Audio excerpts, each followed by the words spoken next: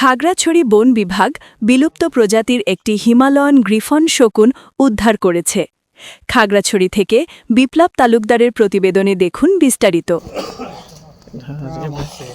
খাগড়াছড়ি বিভাগীয় বন কর্মকর্তা মোহাম্মদ ফরিদ মিয়া জানান, খাগড়াছড়ির সদরস্থ ভাইবোন ছড়া নামক এলাকায় শকুনটির খবর পেয়ে খাগড়াছড়ি সদর রেঞ্জ কর্মকর্তা মোহাম্মদ মোশাররফ হোসেনের নেতৃত্বে বিলুপ্ত প্রজাতির শকুনটিকে উদ্ধার করা হয় এবং শকুনটিকে উদ্ধার করে খাগড়াছড়ি বিভাগীয় বন কর্মকর্তার কার্যালয়ে নিয়ে আসা হয়।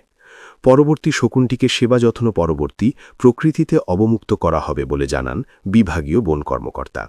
এ সময় খাগড়াছড়ি রেঞ্জ কর্মকর্তা মোহাম্মদ মোশাররফ হোসেন সহ ঊর্ধ্বতন কর্মকর্তারা উপস্থিত ছিলেন। শেষে উদ্ধারকৃত একটি হিল ময়না প্রকৃতিতে অবমুক্ত করেন বিভাগীয় বন কর্মকর্তা মোহাম্মদ ফরিদ মিয়া।